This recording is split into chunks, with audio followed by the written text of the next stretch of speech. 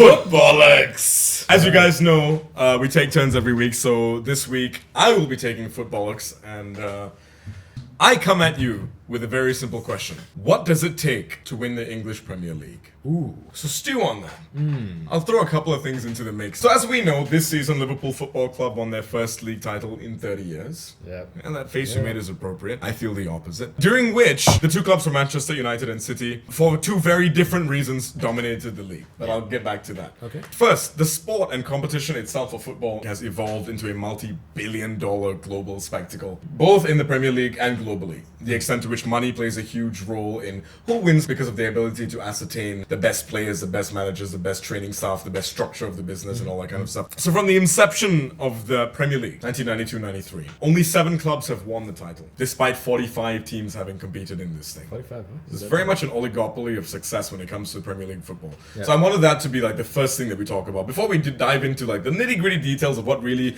makes a club win the Premier League, let's be aware that from the outset, not any club can win the Premier League. Yep. In all these years, only 7 clubs have won it, right? United has won it a stunning 13 times. Chelsea has won it 5 times, Man City 4, Arsenal 3, Blackburn, Leicester, Liverpool 1 each.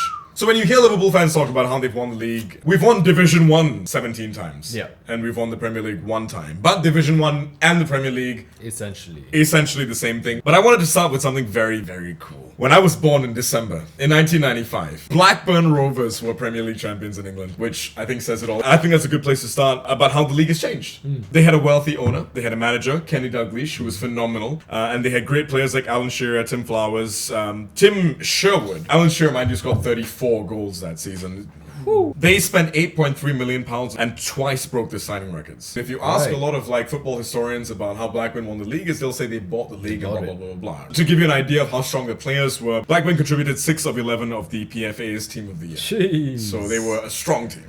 In researching this, because I thought this was always a cool phenomenon, the idea that Blackburn had won the Premier League, Jimmy Pearce wrote an article called Blackburn Did Not Buy the Premier League Title, They Earned It. So a little bit of stats that Jimmy Pearce provides. Blackburn spent £8.3 million, contrast with United in second who spent £19.3 million that season. So Pearce argues it was not about the amount of money spent, because United, who finished very close to Blackburn, off by a point, spent way more than Blackburn did. Yeah. He argues that it was about a brilliant manager making shrewd signings. Making the right signings makes a big impact on your team. Having a good manager makes a big impact on your team. The real key to winning the Premier League, it's making signings with tactical intent. Yeah. Because not every good player is going to make a big impact in a team. Alan goddamn Shearer, mind you. Shearer and Sutton. These two strikers scored 49 of Blackburn's 90 goals. I could not help but see parallels between Blackburn and Liverpool. Yeah. Jurgen Klopp at Liverpool signed players that provided an attacking advantage that was altogether unseen. It was not unheard of, because City has always played with strong wing backs. Our attacking advantage, our being Liverpool, comes from our attacking fullbacks Trent and Robertson. The fact that they supply our incredible 3 forwards, Firmino, Salah and Mane. Mo and Mane, mind you, who were tactical signings by Jurgen Klopp. And full-blown upgrades like Virgil van Dijk and Alisson. Yeah. All the while spending less than our counterparts in the league. I could not help but see the similarity between the way that Blackburn conducted themselves in the transfer market, and also with the manager, the link between Kenny Dalglish choosing the players he wanted to bring in his wing-back positions and his strikers, and how he wanted that link up to occur. I think it really was this eye-opening thing for me of like, yeah man, nobody has ever won the Premier League without a beautiful style of football. Yeah. Are successful teams, and we're talking about, let's say, these 7 or 8 teams in the Premier League, are they signing players with tactical intent? Do you think that's a theme? I think so. The only time that can even be in question is with these specific select few teams that have the financial power, the capital to just splurge. They're managers who use that budget well. Guardiola uses more than his budget, but extremely well. We'll also get to that, yeah. Only a select few clubs can actually do it. Have the capital to do what they want. Every other club has to be tactical. Every other club is tactical. So small team managers who then prove themselves there, move on to big clubs, get those big responsibilities, and then they have the budget, and then they do magic. So really, we're prematurely answering the question. You need a budget, and you need a manager who's capable of competitive tactical advantage, and have him have some of the final say in signing players with tactical intent. Those are the 3 things that you really require. What is it that money cannot buy? And I've given a few examples here. Things that do affect outcomes of games and seasons, like your fans, your tactics, your mentality. Money isn't the solution if you've got a shit manager. Correct. Or a shit system where your director is making the final say or your owner is making the final say. Exactly. Yeah. David Moyes came into Manchester United with the kind of spending power that Manchester United has earned. And what did he do? He signed players like Fellaini. He wasn't a person who ever proved himself at a small club. He proved that he could manage a small club. Rather he wasn't Mourinho working magic with a small club like Porto. Or Brendan Rodgers or anything like this. Yeah. You know, Moyes brought his small club mentality to United. That's a case of money being used poorly. Right. You really need a manager who knows what he's doing. Absolutely. Yeah. Anyway, what the fuck is wrong with financial fair play? No follow through. So let's explain for our audiences the concept of FFP. It's supposed to regulate a single club's ability to spend based on how much they are bringing in. Their profits. Yeah. You can go beyond your profits, but to a certain extent. There are limitations to stop specifically clubs like Manchester City in their first season bought like a whole new squad essentially. Yeah. City doing all this predated FFP. Predated all of that. Right. This is very much a reaction to that. Yeah. City breached those terms. They have done it every season. Every single season. And they were finally given a punishment. Which is to be removed from the Champions League. I have mad respect for the football that Manchester City plays. It was City that was always this club that seemed to be tearing away from the pack because of the signings that they were making, the fact that FFP was not actually having any impact, and it was just such a blow to the rest of the world that the Barcelona legend Pep Guardiola was now managing. So on top of having all the advantage financially, they were going to have a massive tactical advantage over Arsene Wenger, Brendan Rodgers, who the fuck was he competing against? And then Jurgen Klopp, like a Greek god, just descends on the league like a bolt of lightning, just ha ha, we're going to play passionate football, ha ha ha. This guy just comes in with like 94, 95 Blackburn mentality. I did not expect that until Guardiola left, anybody would win the league but Pep Guardiola. Did I believe that Liverpool could win the league? Absolutely. Only if City slipped up though. And truth be told, they kind of did. Yeah. Anyway. In 2015-16, with a £72 million squad against Man City's excess of £400 million squad, Leicester City won the league.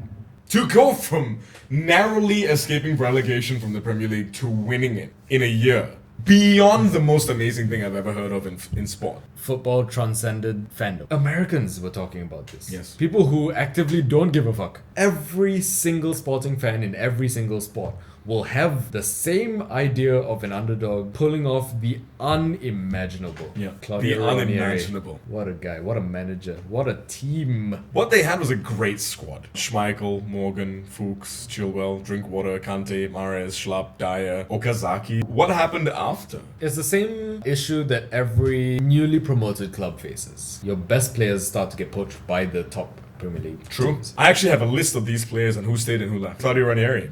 He moved on to Nantes the following year. Kasper Schmeichel, son of the legendary Peter Schmeichel. Kasper Schmeichel remained. Morgan remained. Fuchs remained. Chilwell remained. Danny Drinkwater left to Chelsea. N'Golo Kante, one of the greatest football players in the world, left to Chelsea as well. £32 million. A steal for N'Golo Kante. Riyad Mahrez left to Manchester City, 60 million. A fair price, I would say. To sit on the bench. If not undervalued, but to sit on the fucking bench. Mahrez, what a waste of Mahrez. It's like the owners decided to cash in. I don't think the owners had much of a choice, I'll be honest. Yeah? I think it was just a case of ambition of individual players, which I fully understand. To pull off something like that and then believe that this is sustainable, it's the reason why so many clubs that promote into the top flight drop back down. The best players leave, and then the rest of the squad can't maintain that. Okay, let's finish this list. Schlapp left to Crystal Palace, £12.5 million. Dyer, in fact, was never a Leicester player. He was a Swansea player and subsequently returned to Swansea. Okazaki left to Malaga. Jamie Vardy remains at Leicester City, of course, and he's this season's top scorer. So, final question to you. What do you think it takes to win the Premier League? I think it takes a combination of the right manager who not only has foresight to make the right tactical signings. Or signings with tactical intent. Yep. Has the right mentality. If we're talking about winning the Premier League, you have to have that absolute ruthless mentality. Yeah. You need a decent budget. You don't need the biggest budget in the world. Right. You just need a decent budget with the right manager to make the right signings. Again, tactical intent. Tactical intent. And then you just need belief. The single most important thing, the thing that drives drives you when you are Leicester City and you're in the final stretch to have the stamina, the mental stamina, that is down to the mentality and the belief, and that's the most important thing. The mentality giants that Klopp refers to. Here's a fun fact. When I watched Liverpool lose 3-0 to Barcelona in the first leg of the semi-finals, every Barca fan was cheering like they'd won. Every Liverpool fan was sad like they'd lost.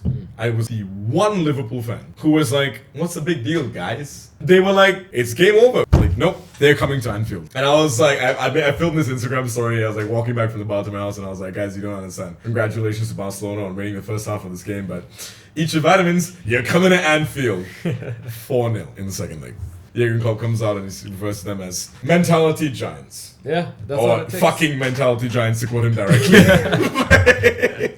I like that belief is the central sort of thing that you came onto for what it takes. Yeah. I think you're absolutely right about that. You can't do something if you don't believe that you can. Yeah, 100%. And that goes beyond football.